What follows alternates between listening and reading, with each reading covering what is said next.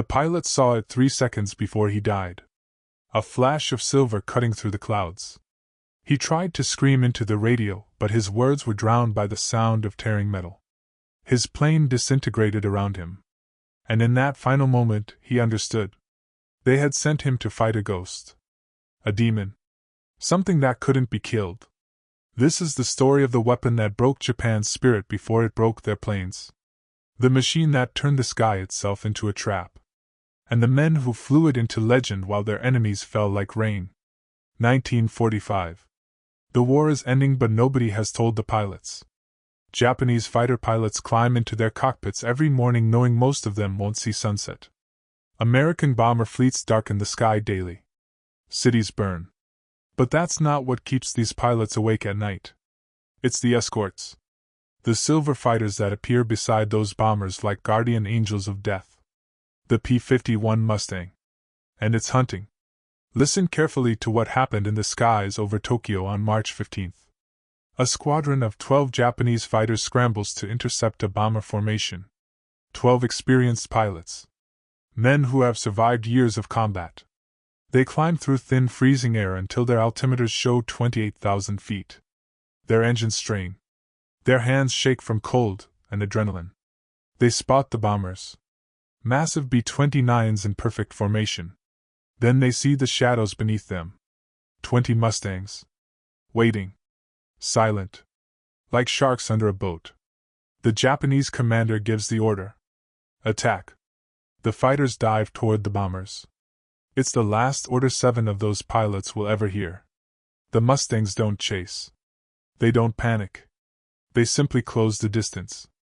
Within 90 seconds, 7 Japanese planes are burning wreckage falling toward the city they were trying to protect. The remaining 5 scatter. The Mustangs let them go. There's no sport in it. No challenge. Just extermination. But here's what the history books don't tell you. Here's the part that made Japanese pilots wake up screaming for years after the war. It wasn't the speed of the Mustang. It wasn't the firepower. It was the certainty. Every Japanese pilot who faced a Mustang knew with absolute clarity that they were about to die. Not maybe. Not probably. Definitely. The Mustang didn't give you a fighting chance. It gave you a choice. Bail out and live. Or stay in the plane and burn. Most chose to burn. Let me take you inside one pilot's final mission. His name was Takeshi. 22 years old. He had been flying for 8 months. That made him a veteran by March 1945 standards. Most new pilots lasted 2 weeks. He was assigned to defend Osaka. Industrial heartland. Critical target. The Americans had been bombing it for months. On March 13th, Takeshi climbed into his fighter for the last time. His crew chief didn't meet his eyes. Everyone knew. The Mustangs owned this route now. Takeshi took off with 11 other planes. They formed up over the city. Citizens below watched them climb. Children waved. Mothers prayed. The fighters turned toward the incoming bomber stream. Takeshi checked his instruments. Feel good. Guns loaded. Oxygen flowing. Everything perfect except for the knot of ice in his stomach. He had seen Mustangs twice before. Both times he ran. Both times friends died covering his escape. Today there was nowhere to run. Today the Mustangs were everywhere. The bombers appeared first. Dark shapes against white clouds. Beautiful in a horrible way. Perfect geometric formation. Then the glints. Silver flashes catching sunlight. The Mustangs. Takeshi counted 8. Then 12. Then 20. They kept coming. More than he had ever seen. They flew in loose pairs, weaving around the bombers like a net. No gaps. No weaknesses. No way through. His commander's voice cracked over the radio. Engage on my mark. Takeshi's hands tightened on the stick. His breath fogged his canopy. The range closed. 1,000 meters. 800. 600. Mark. Takeshi shoved the throttle forward and dove. 11 fighters with him. Diving at combined speeds over 700 kilometers per hour. Straight at the formation. This was the tactic. Hit fast. Hit hard. Break through to the bombers before the escorts react. The Mustangs reacted instantly. What happened next, Takeshi would later tell investigators, seemed impossible. The Mustangs didn't scramble. They didn't break formation in panic. They simply shifted. Like a single organism. Four Mustangs peeled off and climbed to meet the diving Japanese fighters. Head to head. Takeshi fired early. Panic firing. His tracers arced wide. The Mustangs didn't fire. They closed to 300 meters. 200. 100. Then the lead Mustang rolled inverted and pulled through. Takeshi's plane shook as the American fighter passed less than 10 meters away. He glimpsed the pilot's face. Calm. Focused. Like he was flying a training exercise. Then the Mustang was behind him. Takeshi knew it without looking. He could feel it. He threw his plane into a hard right brake. The Mustang followed. He reversed left. The Mustang matched him. He climbed. It climbed faster. He dove. It dove steeper. Every move he made, the Silver Demon anticipated. Countered. Dominated. Takeshi's radio filled with screams. His squadron was dying. He could hear them. Frantic calls for help. Warnings cut short. Then silence. One by one, his friends stopped transmitting. Please like and subscribe to help us share more forgotten World War II stories. Takeshi looked over his shoulder. The Mustang was still there. 50 meters back. Lined up perfectly. Why wasn't it firing? Then he understood. The American pilot was playing with him. Demonstrating superiority. Showing him that escape was impossible. Showing him that his life continued only because the American allowed it. Rage flooded through Takeshi. Pure burning rage. He hauled back on the stick. His plane stalled. Hung in the air. The Mustang flashed past beneath him. For one moment, Takeshi had the advantage. He pointed his nose down. The Mustang filled his gun sight. His finger tightened on the trigger. The Mustang went vertical. Straight up. Climbing at an angle Takeshi's plane couldn't match. It climbed until it was a tiny silver cross against the blue. Then it rolled over. And came down like a falling sword. Takeshi tried to run. He pushed his engine to maximum. The pistons screamed. The airframe shook. He dove for cloud cover 5,000 meters below. The Mustang followed. Catching up. Getting closer. Takeshi could hear his own heartbeat pounding in his ears. The clouds rushed up. 2,000 meters. 1,000. 500. He plunged into white emptiness. Blind. The Mustang's guns opened up. Takeshi felt the impacts. Heard the metal tearing. Smelled smoke and hot oil. His canopy shattered. Wind screamed through the cockpit.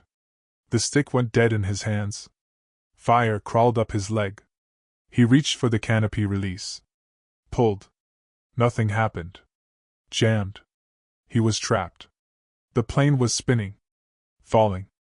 Burning. This was how it ended. 22 years old. Burning alive over the city he was supposed to protect. Then the spinning stopped. The nose came up. Takeshi looked at his instruments. Impossible. The controls were responding. He was still flying.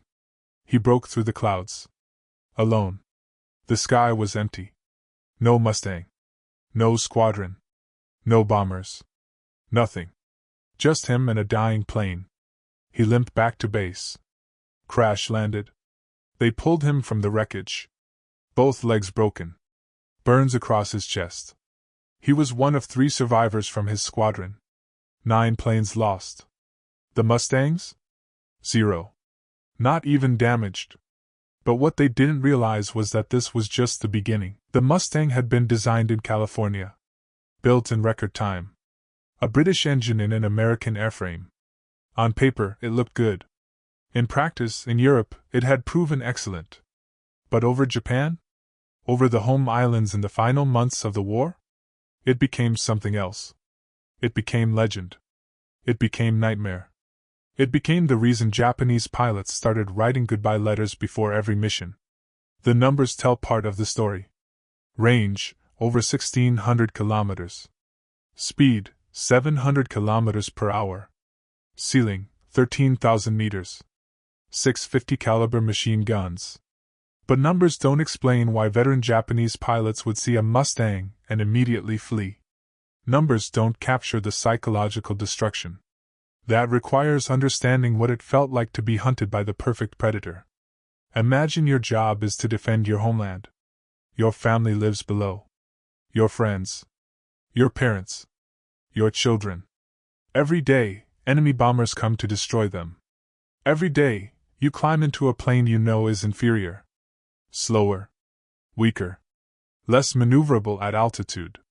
You climb anyway because duty demands it. Honor demands it. You climb knowing you won't come back. And when you reach altitude, you see them. The silver demons. Always there. Always waiting. Always ready. You can't surprise them. They have radar. They have altitude advantage. They have numbers. You can't outrun them. They're faster in level flight. You can't outclimb them. Their engines are supercharged for high altitude. You can't outdive them.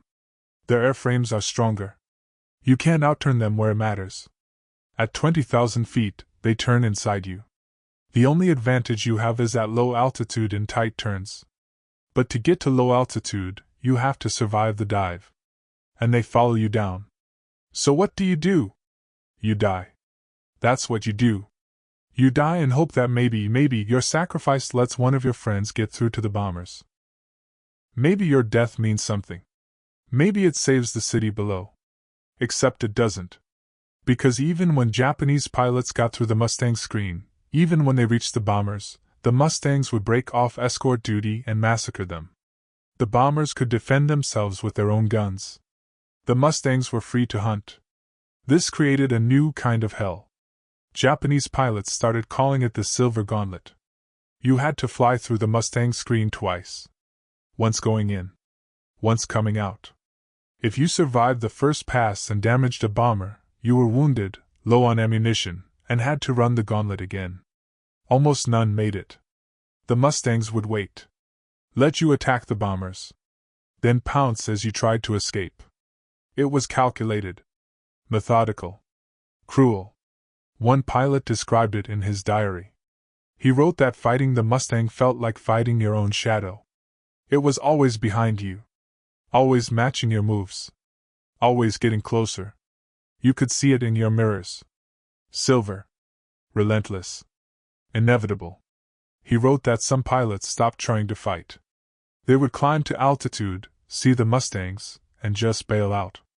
Better to parachute down and survive than burn in a hopeless fight. Command called it cowardice. The pilots called it mathematics. But here's the truly terrifying part. The part that broke morale completely. The Mustang pilots were good. Really good. These weren't rookies. These were veterans from the European theater. Men who had fought the Luftwaffe over Germany. Men who had battled Me-109s and FW-190s. The best pilots Nazi Germany could produce. And the Mustang pilots had won. They had achieved air superiority over Europe. Then they came to Japan. And Japanese pilots, even the best ones, realized they were completely outmatched. One American Mustang pilot wrote home to his wife. He said the fights over Japan weren't fights. They were executions. He said he felt bad about it sometimes. The Japanese pilots were brave. They tried hard.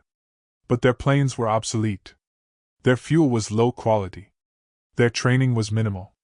He said shooting them down felt like murder. But then he remembered Pearl Harbor. Bataan. The Doolittle flyers executed. And he stopped feeling bad. That attitude. That cold professional lethality. The Japanese could sense it. The Mustang pilots weren't angry. They weren't scared. They were just doing a job. Efficiently. Completely. Without mercy or hesitation. It was more terrifying than rage. Rage you could understand. Rage made mistakes. This was different. This was industrial slaughter. Assembly line death. The Mustangs would arrive. Japanese planes would die. The Mustangs would leave. Repeat tomorrow. What changed everything was the mission profile expansion. At first, Mustangs only escorted bombers. That was bad enough. But as Japanese air defenses crumbled, the Mustangs started hunting. Free-ranging fighter sweeps. They would fly to Japan without bombers. Just Mustangs. Looking for targets. Any targets. Airfields. Trains. Vehicles. Planes on the ground. They became a terror weapon. A psychological hammer that struck anywhere, anytime, without warning. Japanese airfields started looking like graveyards. Planes destroyed on the ground by strafing Mustangs. The tactic was simple. Arrive at dawn when planes were still parked.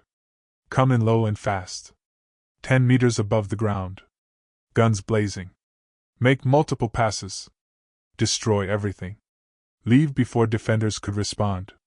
Some mornings, entire squadrons were wiped out before pilots finished breakfast. Dozens of planes. Hundreds of trained personnel. Gone in 5 minutes of violence. The Japanese tried dispersing their aircraft. Hiding them in forests. Building revetments. Using camouflage. The Mustangs found them anyway. American reconnaissance photographed everything. Intelligence identified every hidden airfield. The Mustangs came with maps. With coordinates. With targets marked. They destroyed planes in caves. In barns. Under trees. Nowhere was safe. One account stands out. A Mustang group attacked a hidden airfield near Kyoto. The Japanese had built the field in a narrow valley. Surrounded by hills. Difficult approach. Natural camouflage. They thought it was safe. The Mustangs came in over the ridgeline at full speed. 12 planes. Line abreast. They dropped into the valley like falling hammers. The Japanese had 30 fighters parked in the open. Fueling. Arming. Completely exposed. The Mustangs made 4 passes. When they left, 28 planes were burning. 2 remained intact. The Mustangs had expended less than 20% of their ammunition. But they didn't stop there. That's what made it so devastating. After destroying the planes, the Mustangs circled back. They strafed the fuel trucks. The ammunition depot. The hangar. The barracks. They shot up everything that moved. Ground crew ran for cover. Some didn't make it. When the attack ended, the airfield was ruined. Not just the planes. The entire infrastructure. It would take months to rebuild. Months Japan didn't have. This happened everywhere. All across the home islands. The Mustangs roved like packs of wolves. Striking. Moving. Striking again. Japanese forces couldn't predict where they would hit.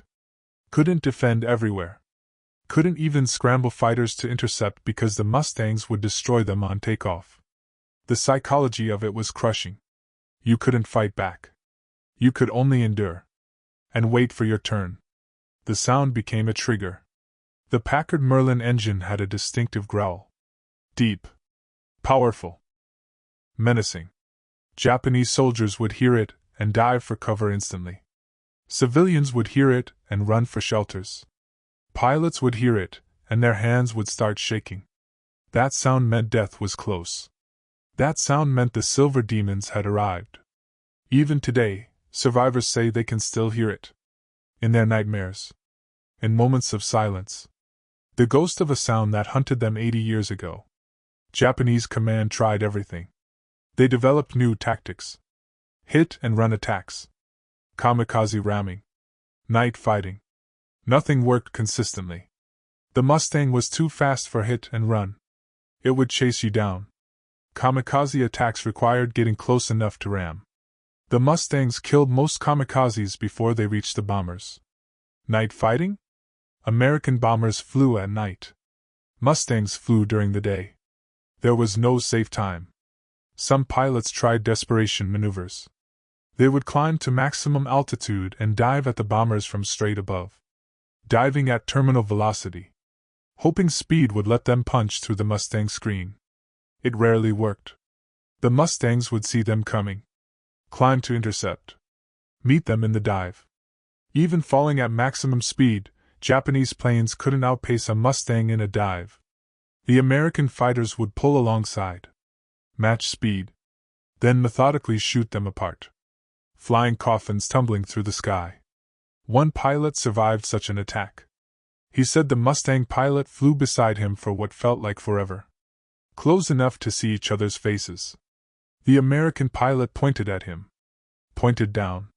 The message was clear. Land or die. The Japanese pilot was out of ammunition. His plane was damaged. He had no chance. He nodded. The American pilot waggled his wings and pulled up. Let him go.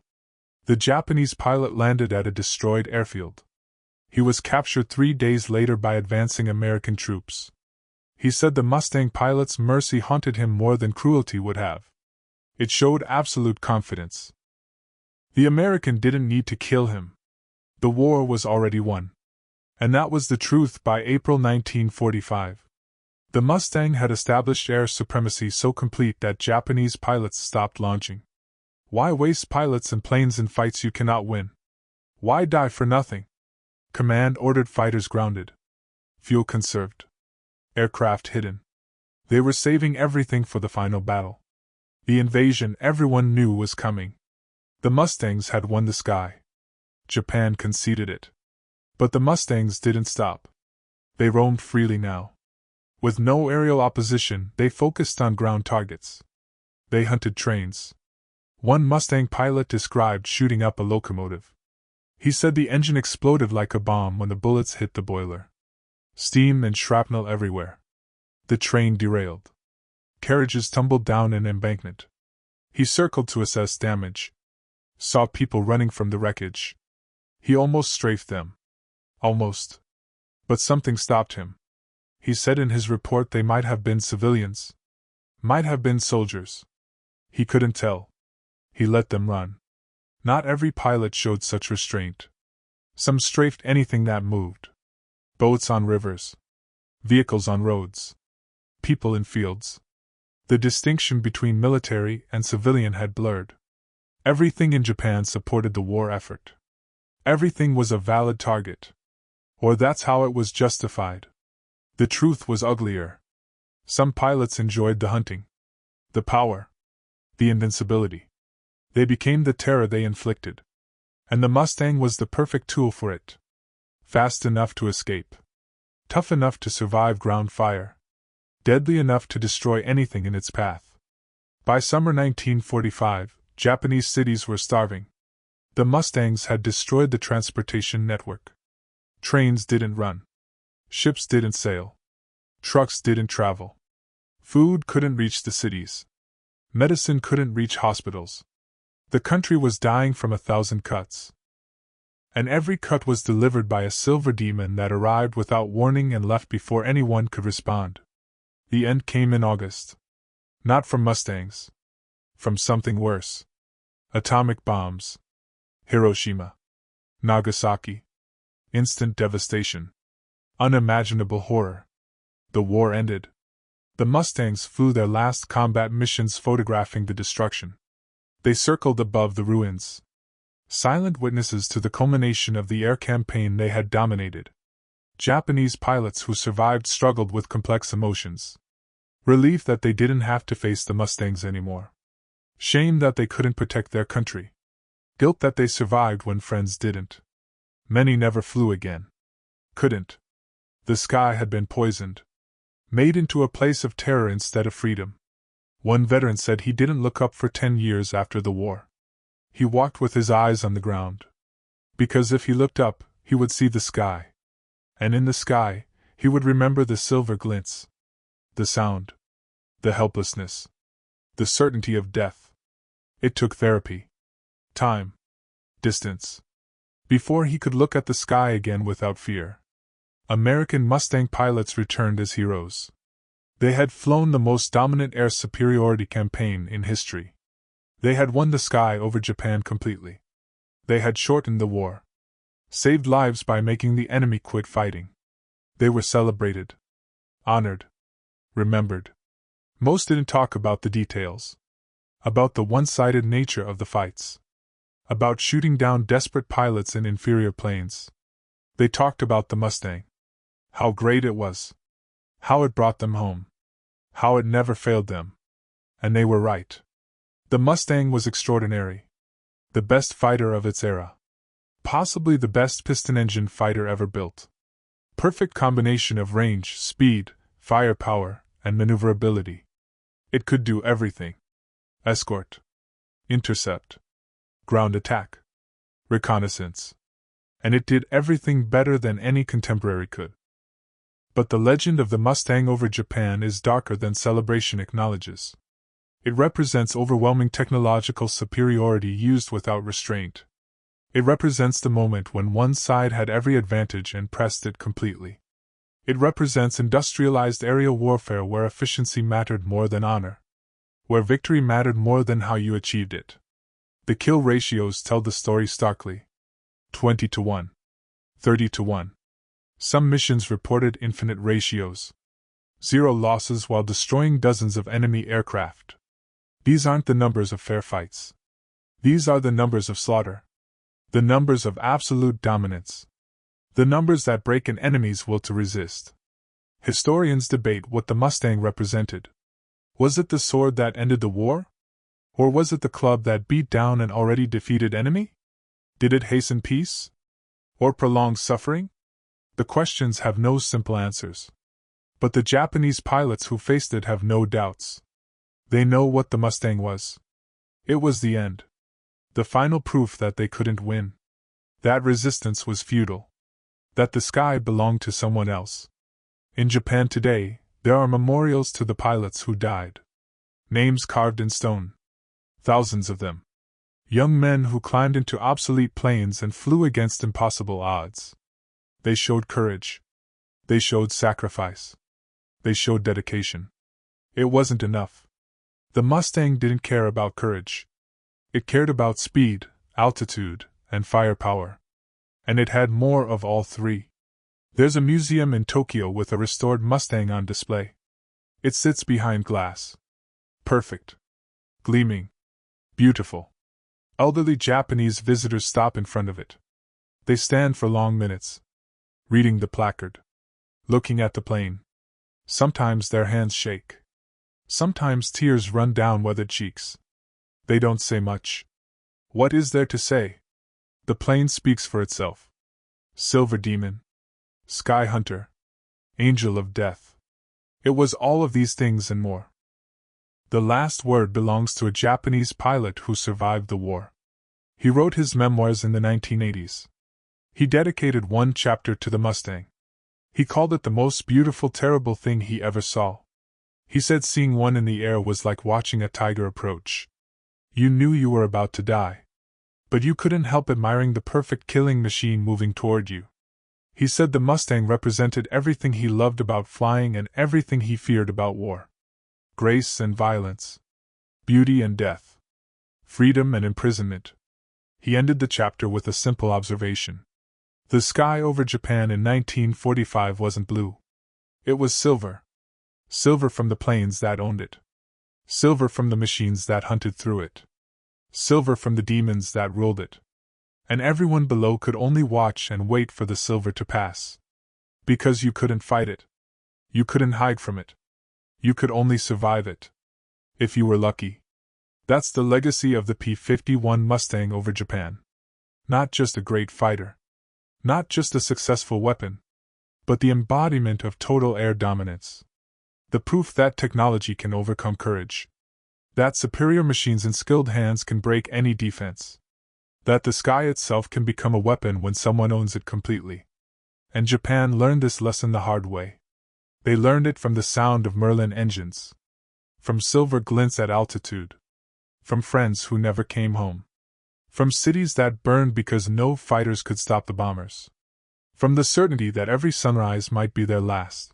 They learned it from the P-51 Mustang. The Silver Demon. The Sky Hunter.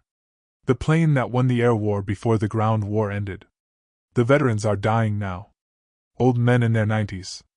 Soon there will be no one left who heard that engine. Who saw that silver flash. Who felt that terror. The memory will fade into history books and museum displays. But the lesson remains. Written in the sky over Japan 80 years ago. Written in silver. Written in blood. Written by the most dominant fighter plane of the war. The P-51 Mustang. Beautiful. Deadly. Unstoppable. The weapon that turned the sky into a killing ground and broke Japan's air force before breaking their will to fight.